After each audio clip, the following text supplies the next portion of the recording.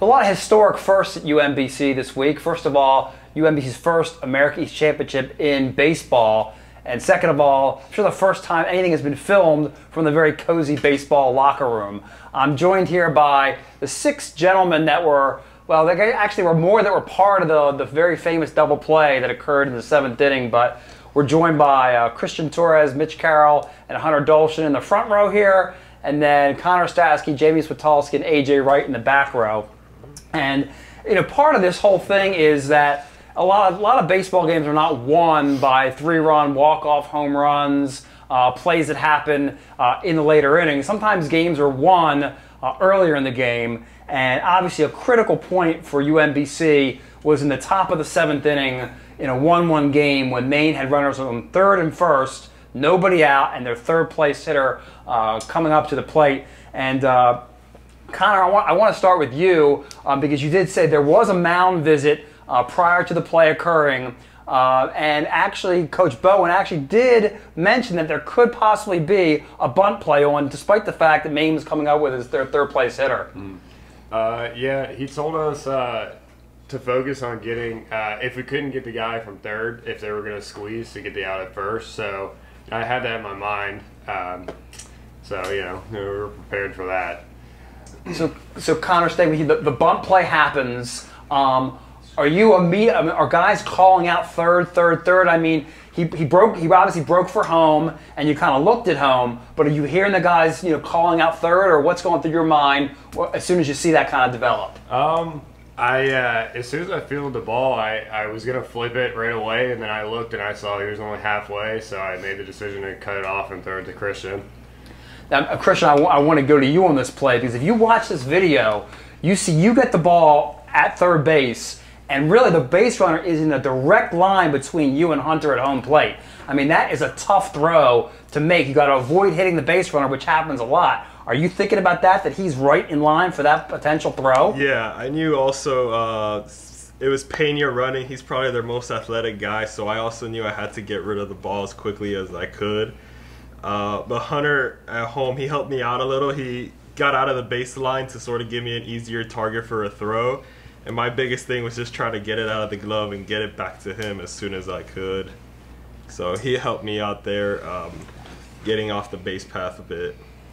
So Hunter, you make the tag. Mm-hmm. So obviously the one out, and that's obviously the key. All of a sudden now you guys are pretty much golden at that point.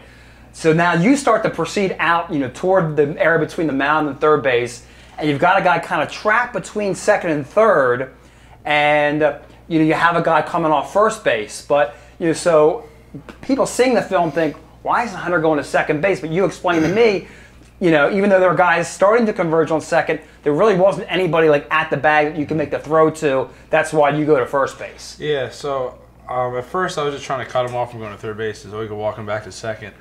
And I was hoping that that back who just laid the bunt down would just stop at second base, but he ran back to first, and like you said, no one was really standing at the bag at second to take a throw. So Beck ran back to first base, and we had him dead. So we threw it over to AJ, and then I don't know what the kid on second base was doing, running to third, but yeah, AJ made a good throw over to Christian and got the second out, which was huge. So AJ, Hunter talks about your throw, but let's first talk about your catch, because when you see Hunter unleash that ball, I mean, that's sailing pretty good. When you see that, you think, oh my gosh, am I gonna be able to actually make the play on this catch here? Yeah, there was a lot going through my mind because it was kind of an overcast day, so the ball was not too visible, but I could see just enough, and then it went in the the same line as the light pole that was shining the lights. Duh. But at the last second, I saw it was high, so I had to jump, and luckily I caught it. So you make that catch on it, and now you got to make that throw across the diamond. As a second baseman, that's not a throw. You're not used to making that kind of length throw. I mean, what's going through your head when you say, you know what? And the throw was, you was right on the bag. Perfectly nailed it. But are you thinking, man, this is a throw that I'm not really used to making that much? Yeah, I've made it a few times. I used to play third base, but I was just hoping I didn't spike the ball 20 feet into the ground. I kind of took my time, made sure I made a good throw, and luckily it was right on the bag. So Mitchell, you make the catch, put the tag down. Any thought in your mind at that point? Okay, we've got the 2 outs here. Let's go for the. It was Christian that made the tag. Oh wow! Okay. I was backing up, watching the entire. Okay, and there's so many guys. I mean, you got outfielders coming in. We're gonna talk to Jamie in a second about where the heck he was. But any thoughts about at that point? Are you guys triple play here? I mean, or are you guys satisfied with what's happened there? I mean, I think we were satisfied with what happened, but we were talking about. I mean, maybe a triple play could have happened. I'm not sure. It definitely could have happened. That would have been sweet. So Jamie, I want to get to you because the bunt happens, you charge in, but Connor fields it. Then the camera kind of loses sight of you. So it's like, where did Jamie end up on this play? I was everywhere, really, kind of on the play. But yeah, I saw Connor field the bunt, and Hunter was covering home, so I thought I'd stand there and watch a cool play happen. But then they tagged him out, and then Hunter starts running out, and I looked around, and there's still people running. So I figured I should probably cover somewhere. And as Hunter was making his way out, before he made the throw to AJ at first, I was the guy that was kind of on his way to cover second from right in front of home plate. So by the time I got there, our center fielder, Andrew Casale, was there as well. But I saw Hunter make that throw, and then AJ make the throw back across. Still had no idea where to cover, so I ran back to first and ended up not touching a baseball or anything, just kind of backing up a bunch of different spots. So can we all say that Colin Stack is the only one that was not involved? Was he anywhere? He was the only one that maybe wasn't involved in this play? You had Casale coming in. You had your left fielder, I'm sure, backing up third. He was one of the guys backing up third, right? Yeah. So Colin was the only guy that wasn't. Yeah. He was probably just kind of like standing out there. He ended up like right behind the dirt, and I saw him out of the corner of my eye after the play happened, and he was so pumped after it happened. So Connor, we started with you. We're going to end it with you. So now you have 2 outs, and you still have a man on second base. And we saw your leap there when the play was completed. How hard was it you to kind of almost like refocus, knowing, you know what, if I give a base hit here, they're still going to score the run. How hard was it you kind of to refocus and get ready to face that next batter, the 4th place batter, by the way? Well, I felt focused. I felt good about it.